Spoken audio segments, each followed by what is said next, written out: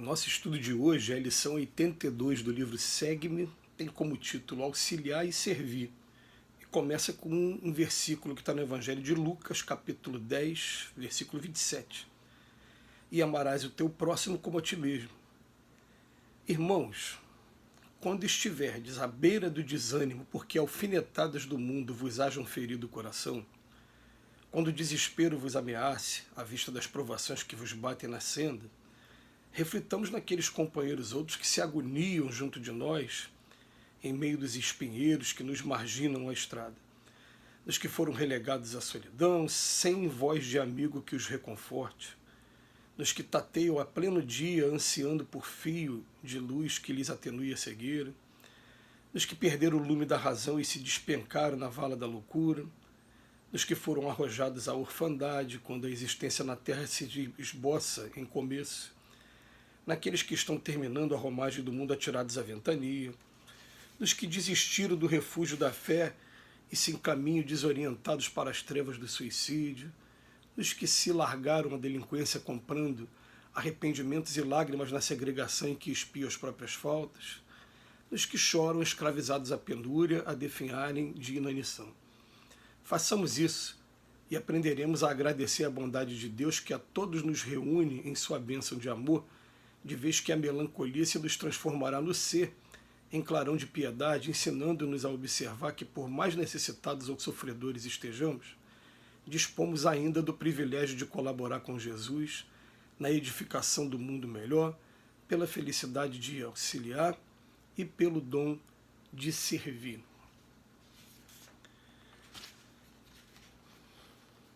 Emmanuel começa assim: quando estiverdes à beira de desânimo, por conta dessas alfinetadas que a gente recebe, ou quando o desespero começa a imaginar, ele vem trazer quadros que nos colocam para refletir, olhar para o céu e agradecer do fundo do coração todas as oportunidades que a gente está tendo. Porque a gente ouve primeiro a notícia. No meu caso aqui, pessoal, fiquei um pouco resistente a procurar na tela da televisão as imagens dessa notícia. Mas quando você começa a ver as imagens da guerra, você fica, meu Deus, eu vivo num país que não está vivendo esses conflitos bélicos dessa amplitude, de destruição em massa, né, de mísseis, bombas e ameaça nuclear. A luta que a gente tem aqui no nosso país está sendo contra a desigualdade social que provoca a violência urbana. A gente começa a agradecer coisas tão simples, mas que a gente se envergonha depois de ter esquecido durante tanto tempo. Como, por exemplo, ter uma casa. Eu tenho um quarto para dormir, eu tenho um banheiro para as minhas privacidades. A pessoa que está morando na rua não tem banheiro. E a gente não consegue imaginar o que seja isso até que a gente viva aquela situação. Antes da gente reclamar das nossas provas, entrar em desespero, e a gente vai lembrar o seguinte, vai lembrar, olha só, da pessoa que desde muito cedo como prova ou como expiação nasceu na orfandade. A gente sabe que a orfandade, muitas das vezes, ela é expiação mesmo, mas em alguns casos é prova também. Muitas das vezes os espíritos não cansam de repetir. A gente ou não foi um bom pai no passado, ou a gente também tirou a vida de pais de família, deixando alguns órfãos aqui na Terra. Isso faz parte do processo evolutivo de todo mundo. E nessas experiências que a gente vai tendo em todos os lugares que o Pai nos manda, porque quem manda é Deus, e Deus, assim como mandou a gente aqui para a Terra, Ele manda para onde esteja apontando nossa oportunidade de progresso. E a gente comete esses equívocos por aí. Mas Ele fala não só da orfandade, mas fala também dos idosos lançados à ventania ou daqueles que perderam totalmente a fé e estão caminhando para o suicídio. E a gente esquece que a gente tem uma família. A família é difícil. Toda família na Terra apresenta dificuldade, apresenta desafio. Toda. sem exceção.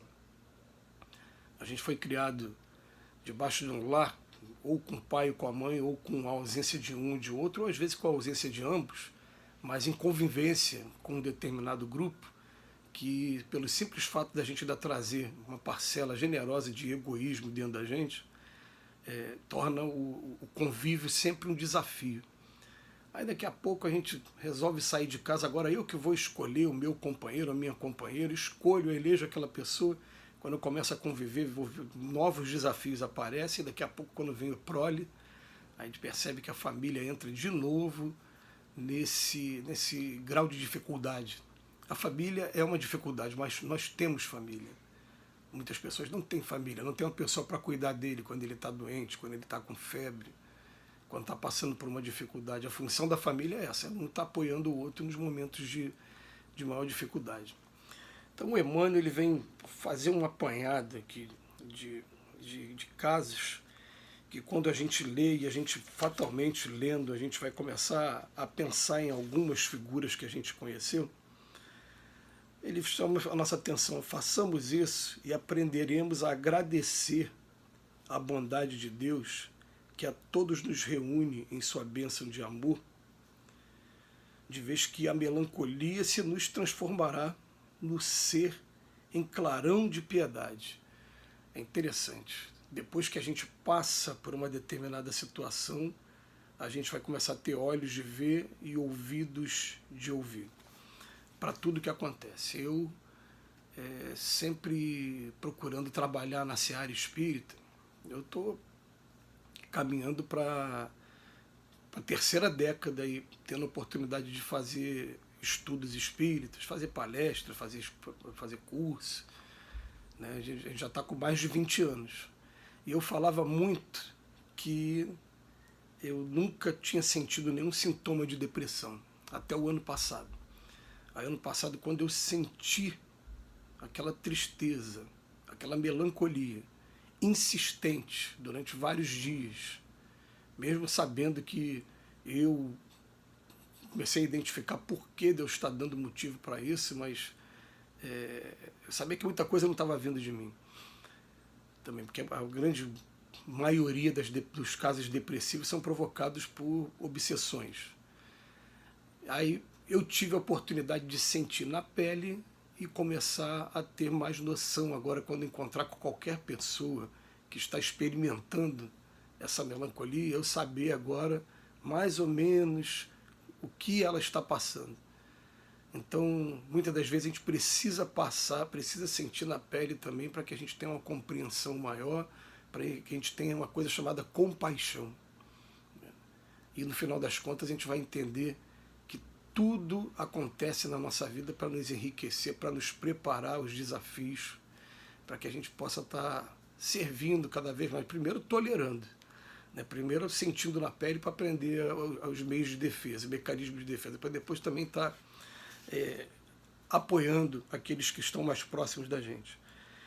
Então, ensinando-nos a observar que por mais necessitados ou sofredores estejamos, dispomos ainda do privilégio de colaborar com Jesus na edificação do mundo melhor, pela felicidade de auxiliar e pelo dom de servir.